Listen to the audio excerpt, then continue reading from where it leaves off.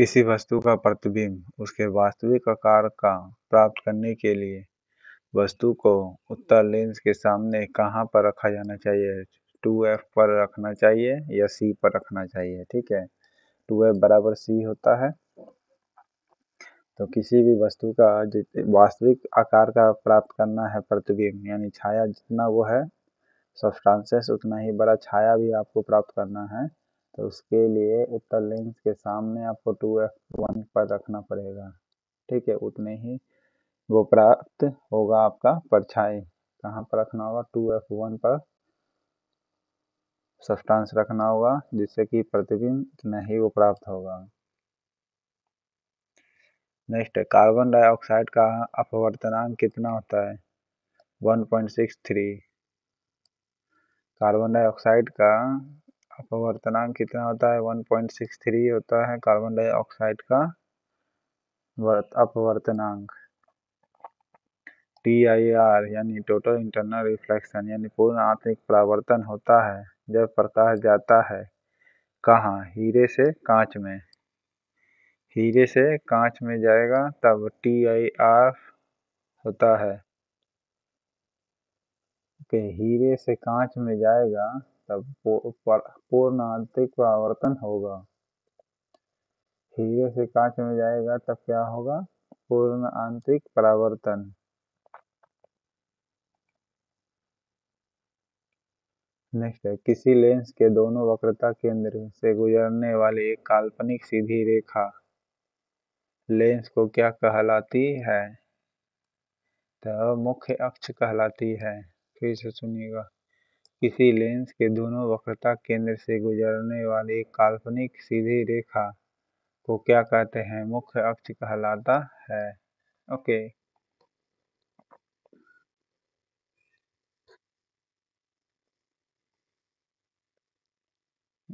किसी वस्तु को मुख्य फोकस पर रखने पर अभिसारी दर्पण द्वारा निर्मित प्रतिबिंब का आकार होता है कैसा? अत्यधिक आवर्धित यानी बहुत बड़ा होगा। ओके, फिर सुनिए, किसी वस्तु को मुख्य फोकस पर रखते हैं अभिसारी दर्पण पर। ओके, तो अभिसारी दर्पण पर रखते हैं तब उसके द्वारा जो भी प्रतिबिंब प्राप्त होगा कैसा होगा? बहुत बड़ा होगा, क्योंकि फोकस पर रखा जाता है तो प्रतिबिंब हमेशा बड़ा बनता है। ओके, सी पर रखा जाता है तो उतने ही बड़ा बनता है। ओके, आप फोकस पर रखेंगे तो कैसा बनेगा प्रतिबिंब? बहुत बड़ा बनेगा, इसलिए अत्यधिक आवर्धित कहिएगा।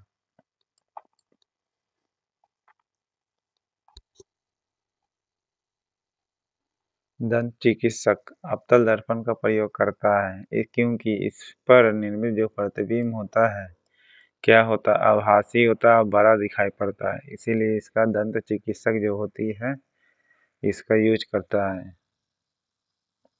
ये पहले ही बता चुके हैं, आभासी और बड़ा दिखाई पड़ेगा। ओके, आभासी इसलिए क्योंकि दांत जितना बड़ा होता है उससे बड़ा दिखाई पड़ता है, तो वो आभासी ना हो रहा है, जबकि दांत तो उतना बड़ा होता है नहीं। ओके, दांत तो उतना बड़ा होता नहीं और इसलिए तो उसे कहेंगे आभासी और बड़ा भी दिखाएगा। दंत चिकित्सक जिसे यूज करता है जो दर्पण का। नेक्स्ट है, जब कोई वस्तु अनंत पर रखा जाता है तो उत्तल लेंस द्वारा प्रतिबिंब कहाँ बनेगा? फोकस पर बनेगा। बताए थे अभी जस्ट कि फोकस पर कोई वस्तु रखता है तो बहुत बड़ा बनेगा, ठीक है, अनंत पर। लेकिन अनंत पर कोई वस्तु है तो कहाँ पर लेंस द्वारा बनेगा प्रतिबिंब? तो फोकस पर। ओके, कहाँ बनेगा? फोकस पर बनेगा। जब कोई वस्तु अनंत पर है तब उत्तल लेंस के द्वारा जो प्रतिबिंब बनेगा फोकस पर बनेगा। ओके, फोकस पर अनंत से फोकस पर बनता है, फोकस पर रखते हैं तो अनंत पर बनेगा, उल्टा। नेक्स्ट है, इंद्रधनुष किस कारण से बनता है? अपवर्तन और परावर्तन दोनों होता है। ओके, इंद्रधनुष किसके कारण बनता है? अपवर्तन और परावर्तन दोनों में होता है।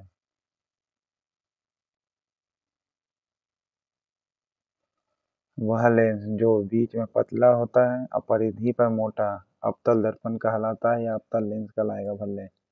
क्या कहलाएगा? अवतल लेंस कहलाएगा। वैसा लेंस जो बीच में पतला होता है और परिधि के पास मोटा होता है अवतल लेंस कहलाती है। लेंस की क्षमता का एसआई मात्रक क्या है? डायोप्टर होती है, ठीक है, और मीटर इन्वर्सली कहा जाएगा। क्या कहा जाएगा? Metre inversely. लेंस की क्षमता का मात्रक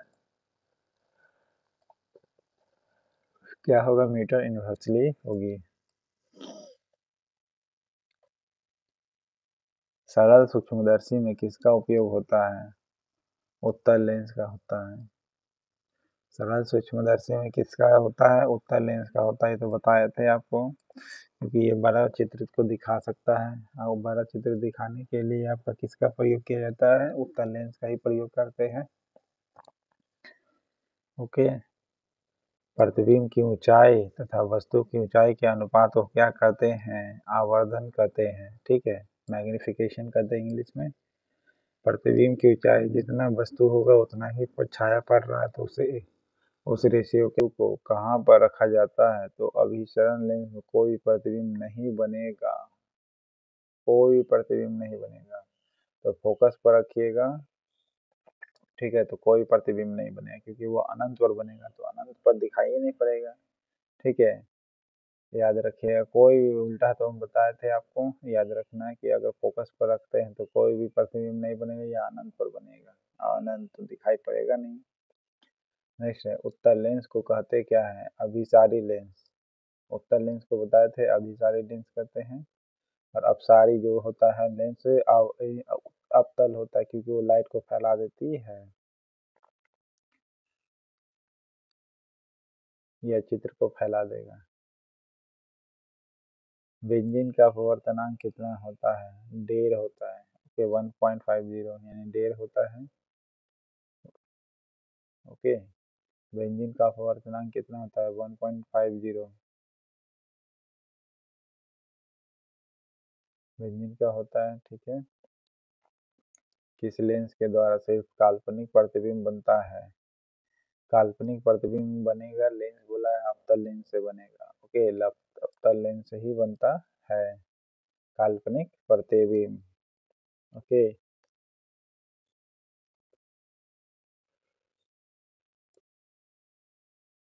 पढ़ने में काम आने वाला ग्लासेस किस प्रकार के लेंस होते हैं? उत्तल प्रकार के हैं। पढ़ने में काम आने वाले जो ग्लासेस होते हैं किस प्रकार के लेंस के बनते हैं? तो उत्तल के बनते हैं। जैसे पढ़ने के लिए तो जनरली उत्तल का ही बनता है, ठीक है। अब इसको रिलेशन आपको याद करके रखना पड़ेगा। कैसे? तो सरल सूक्ष्मदर्शी को, सरल सूक्ष्मदर्शी क्या होता है? छोटे से छोटे चीज को देखता है, यानी वो पढ़ रहा है ना, छोटे से छोटे चीज को देख रहे हो, इसका मतलब क्या हो रहा है? पढ़ रहे हैं। आपको पता है सरल सूक्ष्मदर्शी में उत्तल लेंस का प्रयोग किया जाता है। ओके। किस रंग का अपवर्तनांक सबसे अधिक होता है, यानी सबसे ज्यादा मोड़ सकता है? तो बैगनी मोड़ेगा। ओके, सबसे ज्यादा कौन मोड़ेगा? अपवर्तनांक बैगनी मोड़ेगा, क्योंकि बैगनी मोड़ने के कारण उसका लाइट चारों तरफ फैल जाएगा। और सबसे कम अपवर्तनांक बोलेगा तो रेड को बोलिएगा, ठीक है। सबसे कम होगा रेड का और सबसे अधिक होगा बैगनी का, ठीक है। अपवर्तनांक कम होने के कारण लाल का इसीलिए रेलवे वगैरह में सिग्नल में यूज किया जाता है, जिससे कि दूर कितना भी दूर हो तो दिखाई पड़ सके।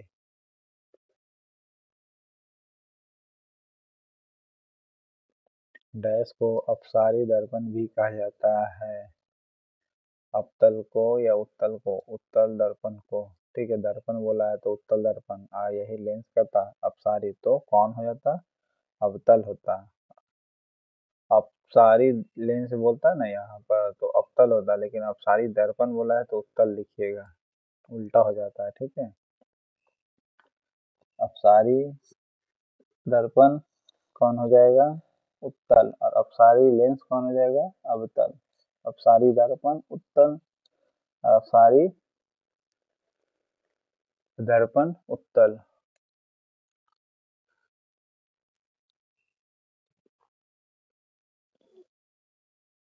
नेक्स्ट है, जब एक वस्तु को अवतल दर्पण की वक्रता केंद्र से बाहर रखा जाता है तो छवि का निर्माण कहाँ होगा? तो वक्रता केंद्र के परे होगा, बाहर होगा। ठीक है, फोकस और केंद्र के बीच होगा।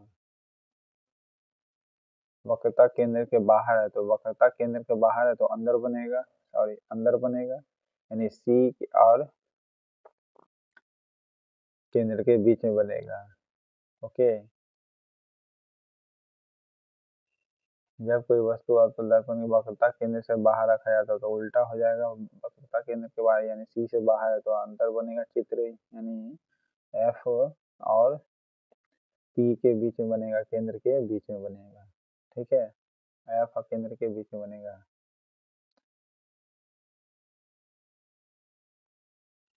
प्रकाश का आवागमन प्रिज्म के जिस सतह से होता है उसे कहते क्या है?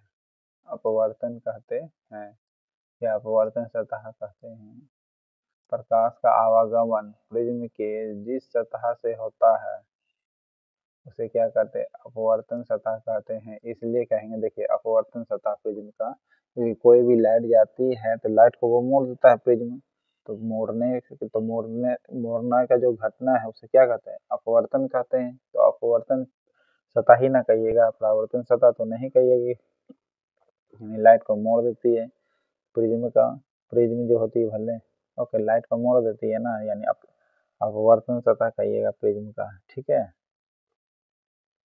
यही प्रकाश आईना से टकराता तो परावर्तन सतह कहते हैं, लेकिन प्रिज्म से सतह हो रही है क्योंकि वो प्रिज्म मोड़ देती है लाइट को। ओके, इसलिए अपवर्तन सतह कहेंगे। ठीक है, नेक्स्ट है, किस रंग का अपवर्तनांक सबसे कम होता है? लाल का बताए थे, और सबसे ज्यादा बैंगनी होता है, ये सबसे ज्यादा मोड़ता है, इसका एंगल अपवर्तनांक सबसे ज्यादा होता है बैंगनी का, ये सबसे ज्यादा मोड़ देता है अपना एंगल को, जबकि लाल का सबसे कम होता है अपवर्तनांक। ओके, तो इसमें घटना देख सकते हैं। नेक्स्ट है, कांच की पट्टी के माध्यम से प्रकाश के अपवर्तन के बाद निर्गत किरण कैसी होगी?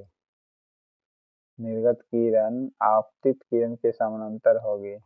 ओके, आपतित किरण के समानांतर होगी। कांच की पट्टी के माध्यम से प्रकाश के अपवर्तन के बाद निर्गत किरण कैसी होगी? तो निर्गत किरण आपतित किरण के समानांतर होगी।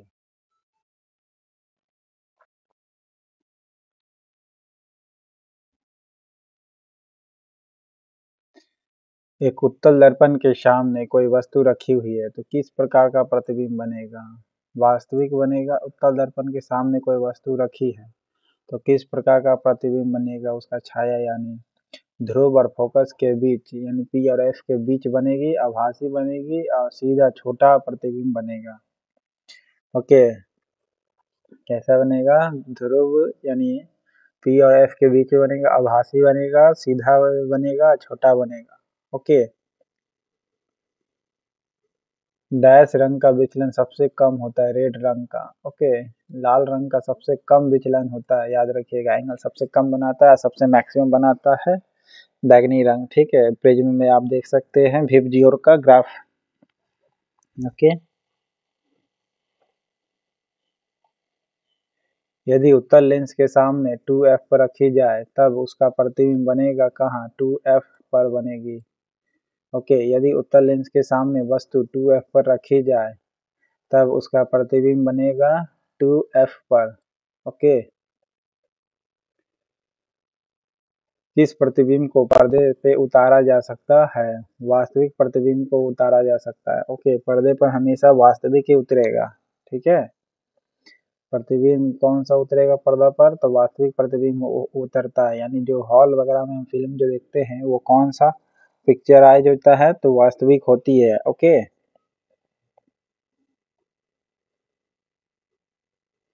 जिस बिंदु पर सभी किरणें मिलती है उसको कहते क्या है? अभिसारी बिंदु कहते हैं। ओके, या फोकस कहेंगे, क्या कहेंगे? फोकस कहेंगे या अभिसारी बिंदु। अब वो नहीं है तो फोकस को ट्रिक करिएगा। ओके, किसी उत्तल लेंस का फोकसांतर 50 सेंटीमीटर है तो उसकी क्षमता कितनी होगी? +2 डायोप्टर होगी। ओके, किसी उत्तल लेंस को नुकसानता 50 सेंटीमीटर है तो उसकी क्षमता कितनी +2 डायोप्टर होगी। याद रखिएगा प्लस मोड में होगा, 50 सेंटीमीटर है तो कितना होगा 2 डायोप्टर। फ्लिंट कांच का अपवर्तनांक कितना होता है 1.67। 1.67 जो होती है फ्लिंट कांच का अपवर्तनांक होती है। ओके, फ्लिंट कांच का अपवर्तनांक कितनी होती है 1.67 होता है। लास्ट क्वेश्चन है दोस्तों, चैनल पसंद आए तो जरूर लाइक करिएगा। किसके कारण आकाश नीला दिखाई पड़ता है? प्रकीर्णन। ओके, प्रकीर्णन के कारण आकाश जो होता है कैसा दिखाई पड़ेगा? नीला नीला दिखाई पड़ेगा। ओके, नीला दिखाई पड़ेगा स्कैटरिंग होने के कारण।